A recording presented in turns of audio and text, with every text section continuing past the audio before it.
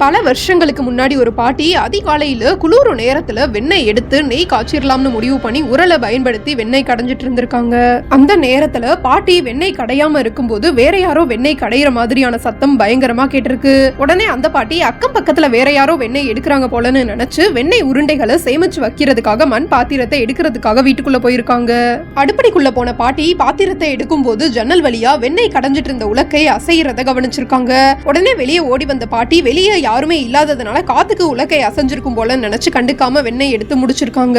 பொழுது விடிஞ்சோனே அக்கம் பக்கத்துல விசாரிச்சு யாருமே வெண்ணெய் கடையலன்ற விஷயத்தை தெரிஞ்சுக்கிட்ட பாட்டி சத்தம் எப்படி கேட்டுச்சுன்னு தெரியாம குழப்பத்தோட இருந்திருக்காங்க. இந்த விஷயம் நடந்து சில நாட்களுக்கு அப்புறம் பாட்டி ஒரு நாள் வெண்ணெய் கடையும் போது மறுபடியும் யாரோ வெண்ணெய் கடையிற மாதிரியான சத்தம் பயங்கரமா கேட்டிருக்கு. உடனே பாட்டி சத்தம் கேட்ட திசையை நோக்கி போய் பக்கத்துல இருந்த அங்காளேஸ்வரி கோவில்ல இருந்து தான் சத்தம் வருதுன்றத கண்டுபிடிச்சிருக்காங்க.